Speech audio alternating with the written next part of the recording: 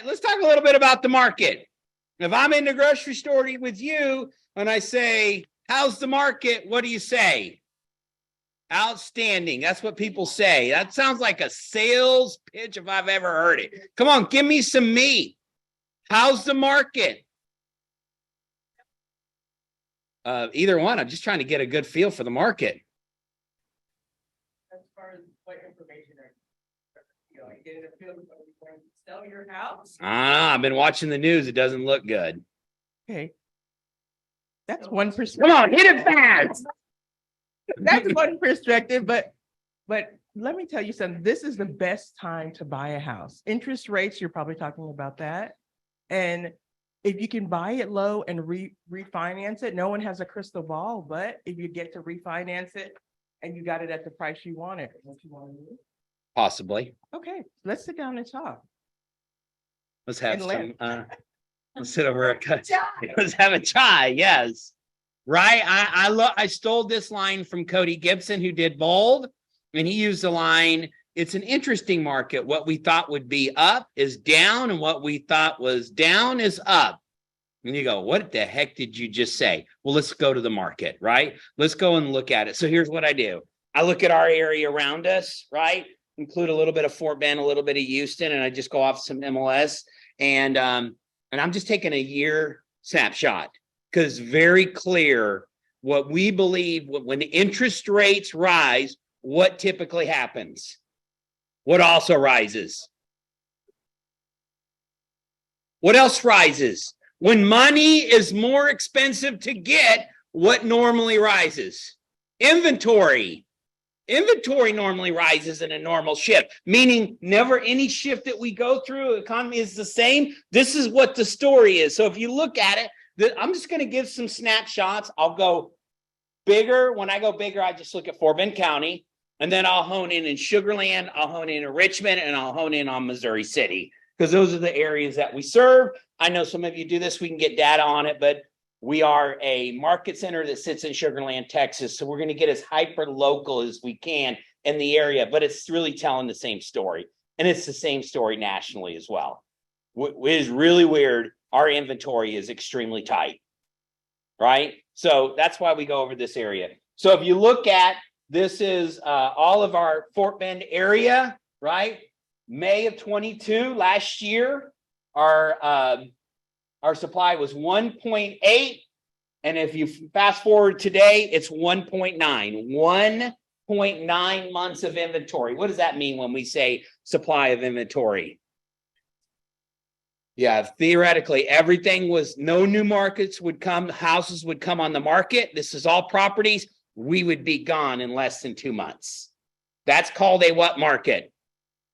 It's called a seller's market. So we're very much still in a seller's market. Yeah, we have some listings that are days on markets creeped up, because she just used the word desperate, by the way. I didn't make that. You said it. She needed some buyers, right? Our days on market are creeping a little bit, but we're still very much in a seller's market. Let's just keep fast forwarding a little bit. So these are things you'd write down. Fort Bend, all of it.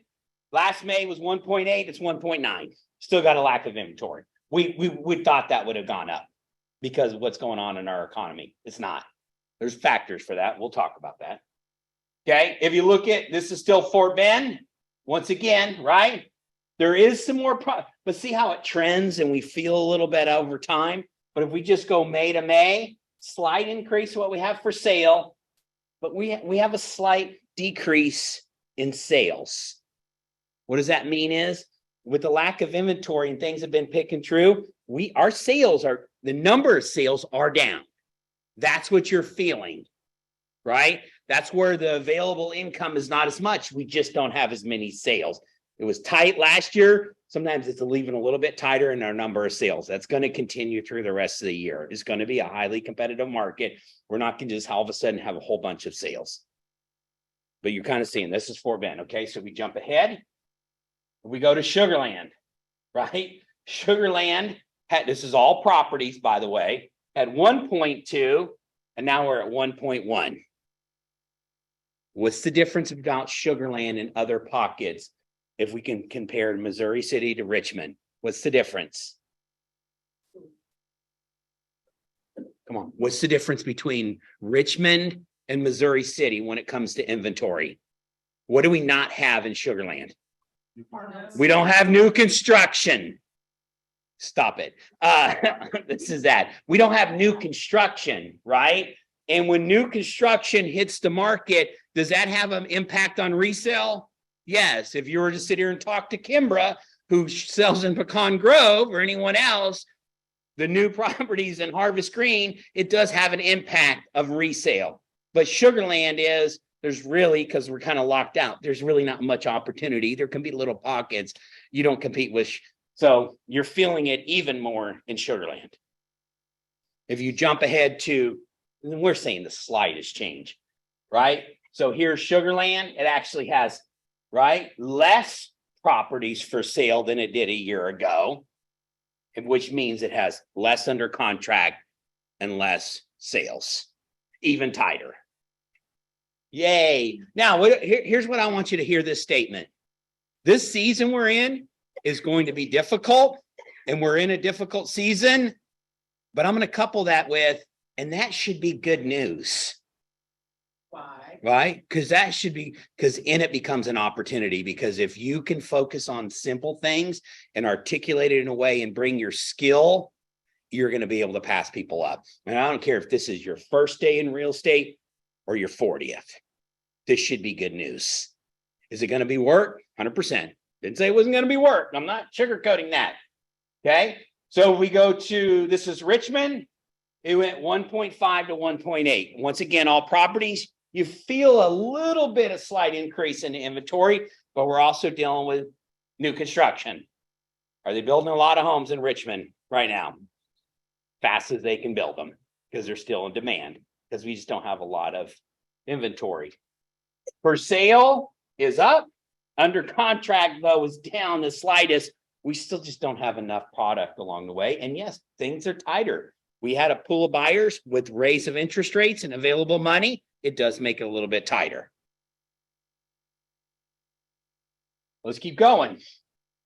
Here's Missouri City, 1.2, 2.2. Do they have new construction in Missouri City? Yes. We actually went and visited a model home when we had a team meeting. That's why we bring you out there. But you're seeing a slight increase there that impacts it as well. And then here's our sales. I'm going to go back and read these to you as well, because I want you to make sure our sales are up. Under contract is actually up compared to a year ago, and our sales are slightly down, but variations to it. But let's go back and read this. Remember, there's a statement that we use. There's opportunity in every market. Every market, there's an opportunity. The question is the opportunity going to go to you? Is it going to go to somebody else? So right now, in our Fort Bend area, for sale, there's 3,665. How many of those do you have? Under contract is 1,150, and sold is 1,019 in May. There's 1,000 properties just in our immediate area. 1,000. Can we make some money right now? Yeah.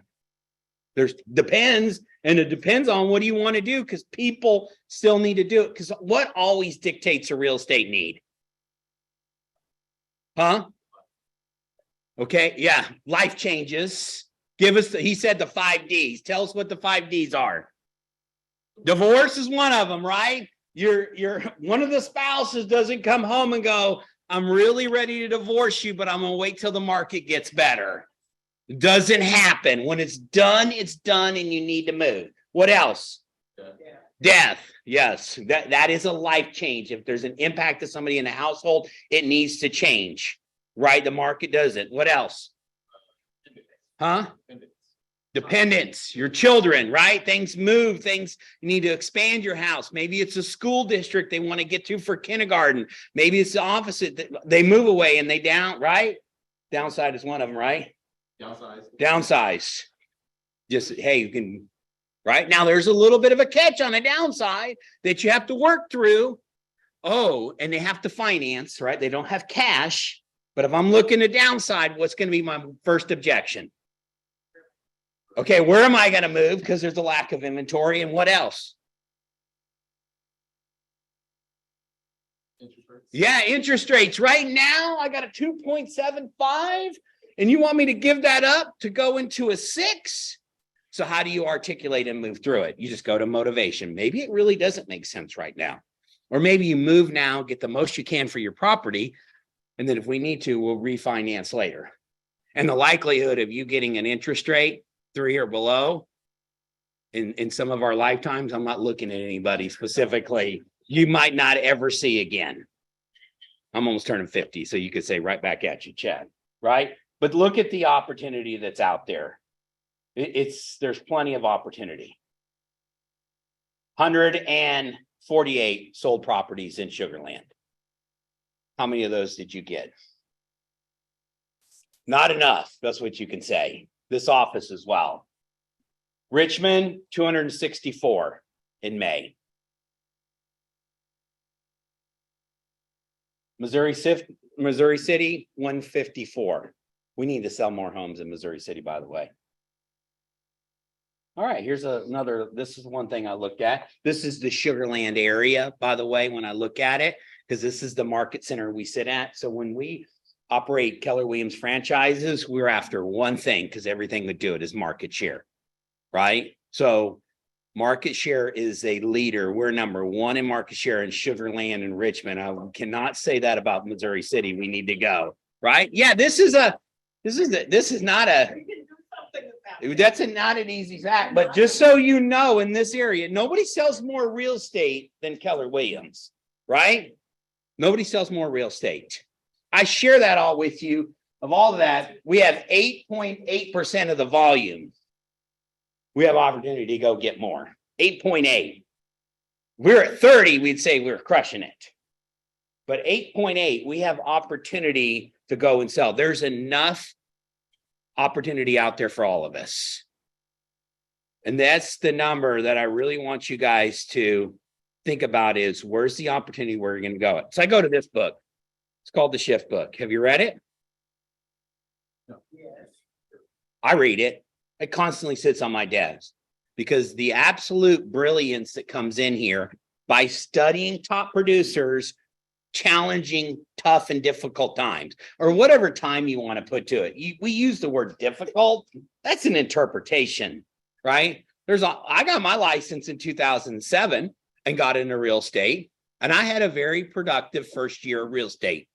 Whoever did it was enough to be the rookie of the year. It's the second highest GCI in the history of our office. Only one person has ever beat it. It was 125 in 2007 and 8. What was going on in 2007 and 8? It was a shift. What did you hear all the time? Oh my goodness, there's a shift. There's an inventory. Different shift, remember, right? Because what happened during that shift? Yeah, well, there was because people were upside home. Sellers would actually have to write a check to come to closing, right? So if you've been in this industry long enough, right, Pam? Not saying that you're old, but you've had clients who actually had to bring a check to sell their home. What kind of skill does it take to be able to do that? So in comparison, we're not to that, but we also had an influx of inventory because the foreclosures hit, right? The shore sale was a skill. We just don't have that because what we have is a lack of inventory. And we also have people that have a lot of equity in their home. Now, some of them are not realistic on the price. We don't have it at the right price based on the right condition. There's a whole tactic in there, by the way, Tactic 7. If you haven't read that, that is fantastic. You should pull that out today and read it.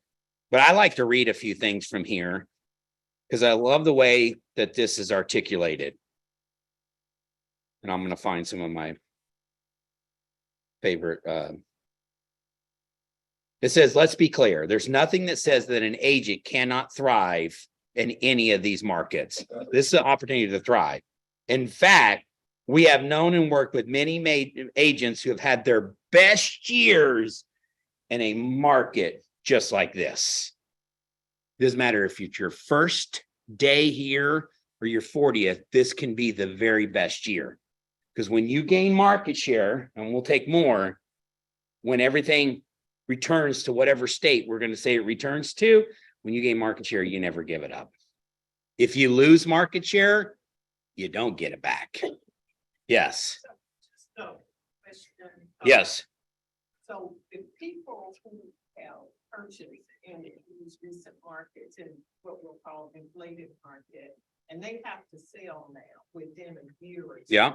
And they don't have necessarily the equity positions, right?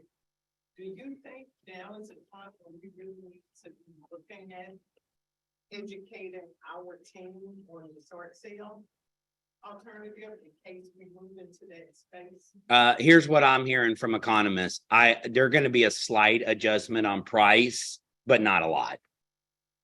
Price is it could be slightly dip a little bit. We don't see a crash. So if you hear anyone along those lines, just don't see it happen. Her question is right, when you have a ramp up.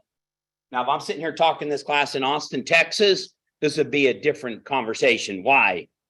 What's the difference between Austin and Houston? Oh, it went crazy influx, right?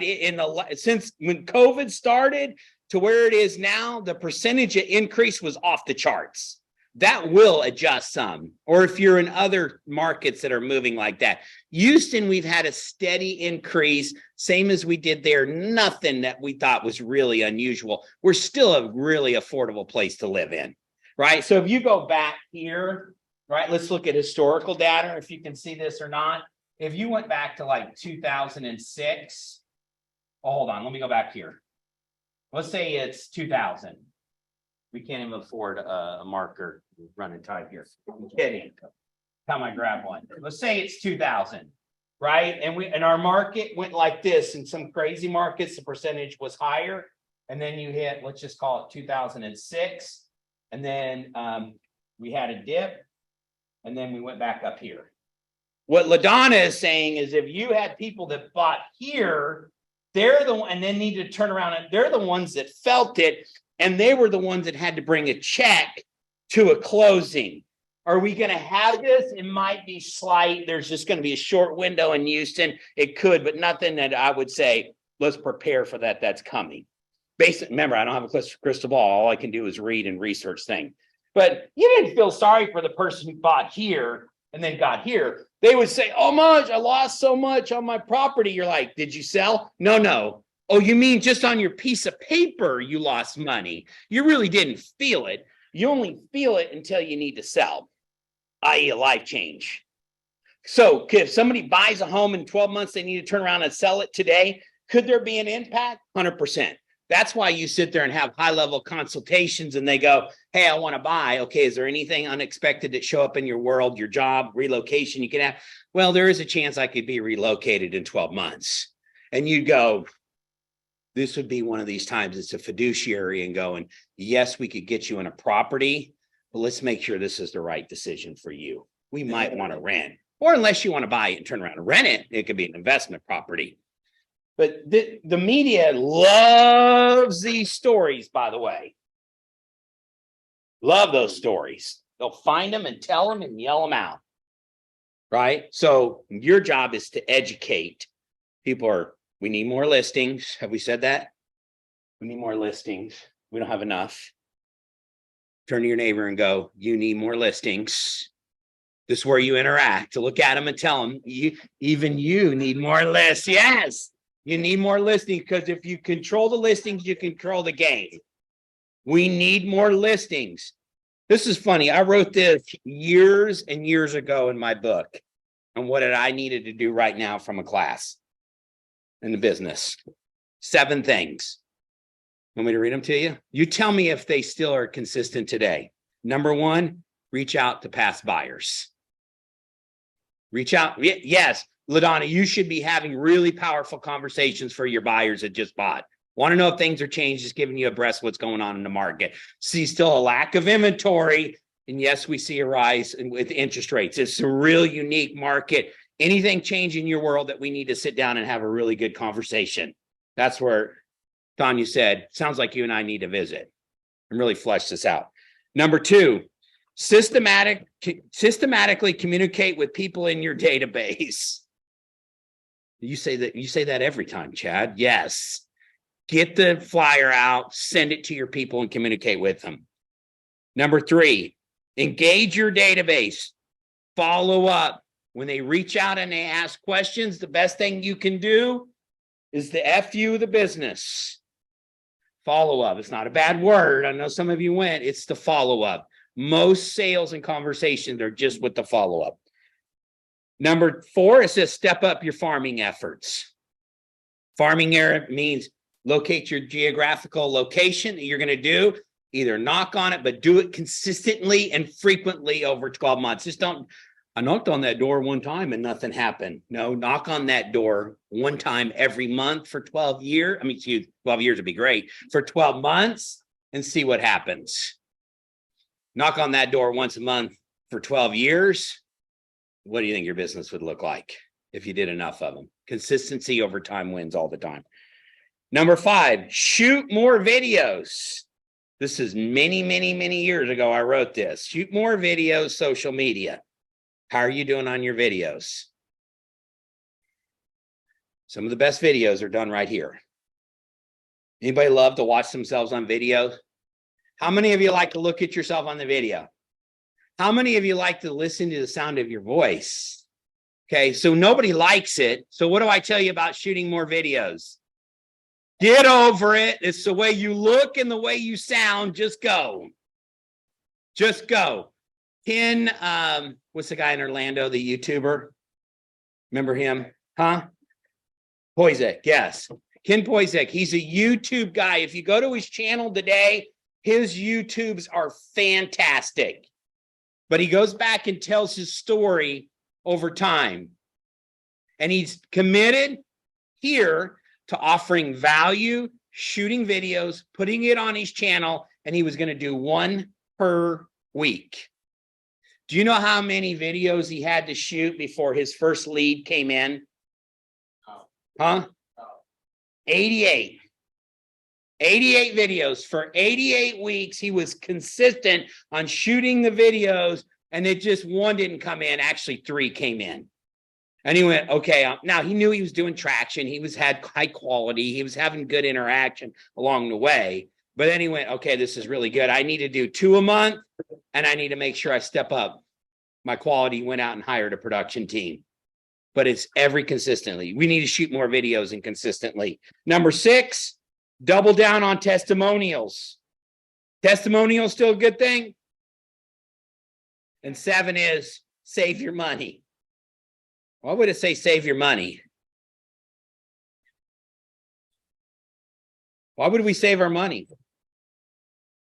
Well, we always want to control our expenses. Well, you want to have money set aside. So if an opportunity comes available, you can buy it yourself.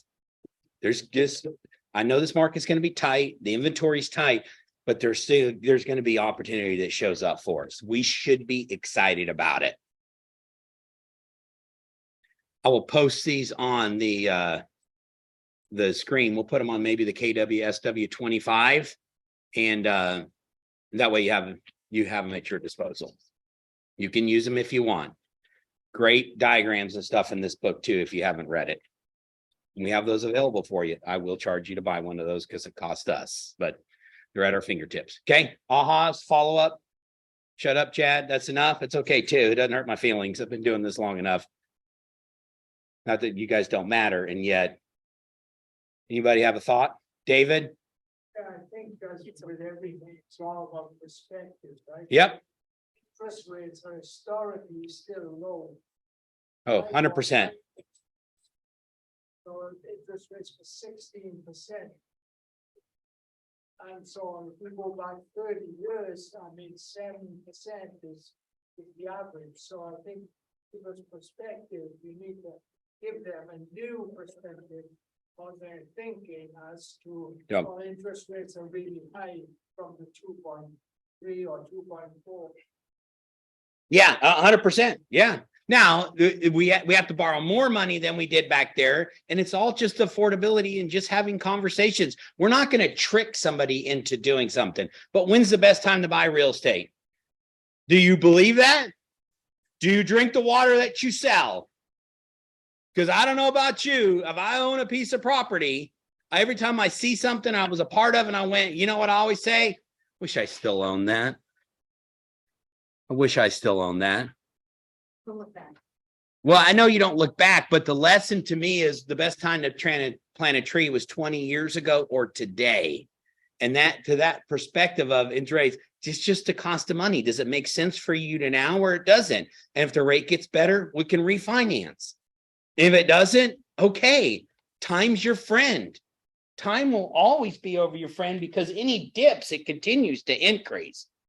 Any great investor will tell you is, I never regret purchase, especially with real estate, because time's on your side. It'll fix any dumb decision that you made. Just hold it long enough. And then you go, oh, that worked out pretty well.